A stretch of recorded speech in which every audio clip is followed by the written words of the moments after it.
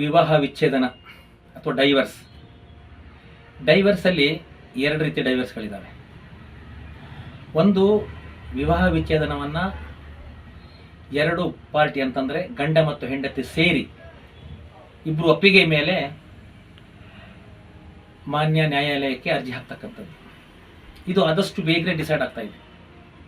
ಯಾಕಂದರೆ ಇಲ್ಲಿ ಯಾವುದೇ ತರಹದ ಡಿಸ್ಪ್ಯೂಟ್ ಇರೋದಿಲ್ಲ. ಇಬ್ಬರು ಒಪ್ಪಿಗೆ ಮೇಲೆ ಇಬ್ಬರು ಮಾನ್ಯ ಕೋರ್ಟಿಗೆ ಒಪ್ಪಿಗೆ ಆಗ್ತಕ್ಕಂಥ ಆಧಾರದ ಮೇಲೆ ಅಪ್ಲಿಕೇಶನ್ ಹಾಕ್ತಾರೆ.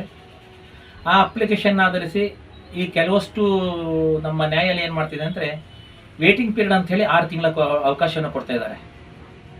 ಅಂದರೆ ಮದುವೆಯಾಗಿ 1 ವರ್ಷ ಒಳಗಿದ್ರೆ ಆ ನಂತರ ಎರಡು ಪಕ್ಷಗಾರರ ವತಿಯಿಂದ ಎಫಿಡೇವಿಟ್ ಮುಖಾಂತರ ನಮಗೆ ಯಾವುದೇ ಒಂದು ಒತ್ತಡ ಇಲ್ಲದೆ, ಯಾವುದೇ ಹೆದರಿಕೆ ಇಲ್ಲದೆ, ನಾವಿಬ್ಬರು ಇಚ್ಛೆಯಿಂದ ಈ ಒಂದು ವಿವಾಹವನ್ನು ವಿಚ್ಛೇದನ ತಗೊಳ್ತಿದ್ದೇವೆ ಅಥವಾ ಆದ ಮದುವೆಯನ್ನು ನಾವು ಡೆಸಲ್ಯೂಷನ್ ಮಾಡ್ತಿದ್ವಿ ಹೇಳ್ತಕ್ಕಂಥ ವಿಚಾರವನ್ನು ಮಾನ್ಯ ಕೋರ್ಟಿಗೆ ಮನವರಿಕೆ ಮಾಡಿಕೊಟ್ಟ ನಂತರ ಸಹಜವಾಗಿ ಕೋರ್ಟು ಡೈವರ್ಸನ್ನು ಕೊಡ್ತಾ ಇದೆ.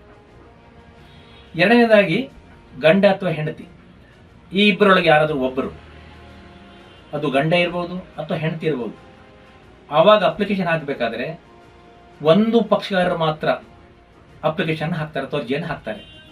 ಅದಕ್ಕೆ ಇನ್ನೊಂದು ಪಕ್ಷಗಾರರ ಅಥವಾ ಇನ್ನೊಂದು ಪಾರ್ಟಿಯ ಕನ್ಸೆಂಟಿನ ಅವಶ್ಯಕತೆ ಇರೋದಿಲ್ಲ.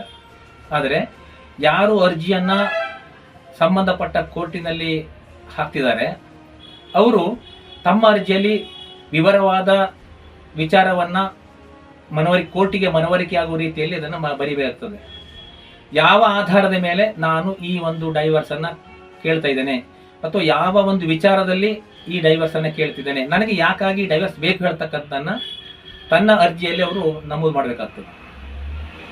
ಹಾಗೆ ಅರ್ಜಿಯನ್ನು ಹಾಕಿದ ನಂತರ ಕೋರ್ಟು ಇನ್ನೊಂದು ಪಕ್ಷಗಾರರಿಗೆ ಸಮನ್ಸನ್ನು ರೂಪದಲ್ಲಿ ಇಶ್ಯೂ ಮಾಡ್ತಿದೆ. ಆವಾಗ ಅವ್ರಿಗೆ ನಿಗದಿತ ವೇಳೆಯಲ್ಲಿ ಮಾನ್ಯ ಕೋರ್ಟಿಗೆ ಹಾಜರಾಗಬೇಕು ಹೇಳ್ತಕ್ಕಂಥ ಒಂದು ಆದೇಶವನ್ನು ಕೊಡ್ತಿದ್ದಾರೆ. ಅವರು ಪಕ್ಷಗಾರರು ಹಾಜರಾಗಬಹುದು ಅಥವಾ ಅವರ ವಕೀಲರ ಮುಖಾಂತರ ಕೂಡ ಹಾಜರಾಗಬೇಕು ಇಂಥ ತಾರೀಖಿನ ಅಂತ ಹೇಳ್ತಾರೆ. ಅವರು ಅದನ್ನು ಆವಾಗ ಹಾಜರಾಗ್ತಾರೆ. ಹಾಜರಾದ ನಂತರ ಇನ್ನೊಂದು ಅವಕಾಶವನ್ನು ಕೊಡ್ತಾರೆ ಅವ್ರಿಗೆ. ಈ ಒಂದು ಏನು ಅರ್ಜಿಯನ್ನು ಹಾಕಿದ್ದಾರೆ ಅದಕ್ಕೆ ಅವರು ತಕರಾರು ಅಥವಾ ಉದಾಹರಣೆ ಅಂತ ಹೇಳ್ತಾರೆ, ಅದಕ್ಕೆ ಅದನ್ನು ನಿಗದಿತ ಅವಧಿಯಲ್ಲಿ ಅದನ್ನು ಹಾಕಬೇಕಾಗ್ತದೆ.